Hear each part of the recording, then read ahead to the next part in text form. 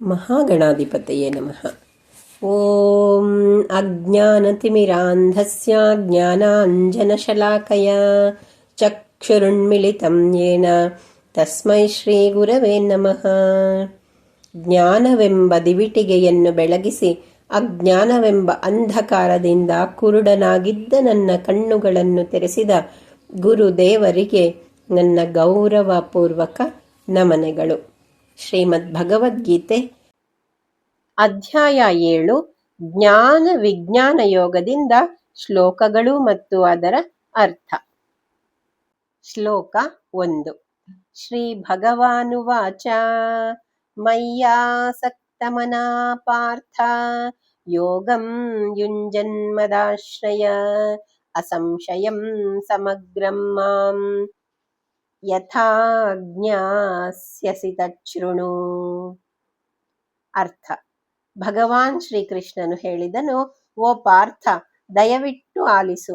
ಮನಸ್ಸು ನನ್ನಲ್ಲಿ ಆಸಕ್ತವಾಗಿರುವಾಗ ಮತ್ತು ಸಂಪೂರ್ಣವಾಗಿ ನನ್ನ ಆಶ್ರಯವನ್ನು ಪಡೆದು ಯೋಗದ ಅಭ್ಯಾಸವನ್ನು ಮಾಡಿದಾಗ ನೀನು ಖಂಡಿತವಾಗಿ ನನ್ನನ್ನು ಅರಿಯಲು ಶಕ್ತನಾಗುತ್ತೀ.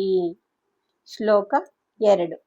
ಜ್ಞಾನಂ ತೇಹಂ ಸವಿಜ್ಞಾನಮಿದಂ ವಕ್ಷ್ಯಾಮ್ಯಶೇಷತಃ ಯಜ್ಞಾತ್ವಾ ನೇಹ ಭೂಯೋನ್ಯಜ್ಞಾತವ್ಯಮವಶಿಷ್ಯತೆ. ಅರ್ಥ. ಈ ಜ್ಞಾನವನ್ನು ಮತ್ತು ಇದರ ಸಾಕ್ಷಾತ್ಕಾರವನ್ನು ನಾನು ನಿನಗೆ ವಿವರಿಸುತ್ತೇನೆ. ಒಂದು ಸಾರಿ ನೀನು ಇದನ್ನು ಅರ್ಥವಿಸಿಕೊಂಡ ಮೇಲೆ ಈ ಜಗತ್ತಿನಲ್ಲಿ ಇನ್ನು ನೀನು ತಿಳಿದುಕೊಳ್ಳಬೇಕಾಗಿರುವುದು ಏನೂ ಉಳಿಯುವುದಿಲ್ಲ. ಶ್ಲೋಕ 3. ಮನುಷ್ಯಾಣಾಂ ಸಹಸ್ರೇಷು ಕಶ್ಚಿದ್ಯತತಿ ಸಿದ್ಧಯೇ ಯತತಾಮಪಿ ಸಿದ್ಧಾನಾಂ ಕಶ್ಚಿನ್ಮಾಂ ವೇತ್ತಿ ತತ್ವತಃ. ಅರ್ಥ. ಬಹುಶಃ 1000 ಜನರಲ್ಲಿ ಒಬ್ಬ ಪರಿಪೂರ್ಣತೆಯನ್ನು ಸಾಧಿಸಲು ಪ್ರಯತ್ನಿಸಬಹುದು. ಪರಿಪೂರ್ಣತೆಯನ್ನು ಹೊಂದಲು ಪ್ರಯತ್ನ ಪಡುವ ಅಂತಹ ಅಪರೂಪದ ಜನರಲ್ಲಿ ಯಾರೋ ಒಬ್ಬ ನನ್ನನ್ನು ಯಥಾರ್ಥವಾಗಿ ತಿಳಿದುಕೊಳ್ಳುತ್ತಾನೆ. ಶ್ಲೋಕ 4.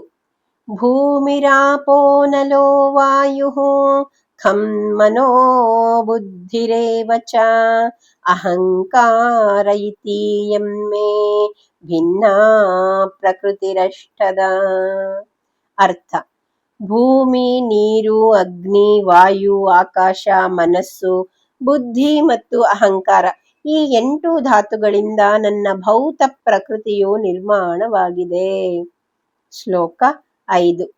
ಅಪರೇಯಮಿತಸ್ತ್ವಾನ್ಯಾಂ ಪ್ರಕೃತಿಂ ವಿದ್ಧಿ ಮೇ ಪರಾಂ ಜೀವಭೂತಾಂ ಮಹಾಬಾಹೋ ಯಯೇದಂ ಧಾರ್ಯತೆ ಜಗತ್. ಅರ್ಥ. ಆದಾಗ್ಯೂ ಈ ಅಪರಾ ಪ್ರಕೃತಿಗೆ ಮೀರಿದ ಇನ್ನೊಂದು ಉನ್ನತ ಪ್ರಕೃತಿ ಇದೆ ಎಂಬುದನ್ನು ನೀನು ತಿಳಿದುಕೊಳ್ಳಬೇಕು. ಅದು ಜೀವಾತ್ಮರನ್ನೊಳಗೊಂಡ ಪ್ರಜ್ಞಾಶಕ್ತಿಯಾಗಿದೆ ಮತ್ತು ಅದು ಭೌತ ಜಗತ್ತನ್ನು ಸಂರಕ್ಷಿಸುತ್ತಿದೆ. ಶ್ಲೋಕ 6.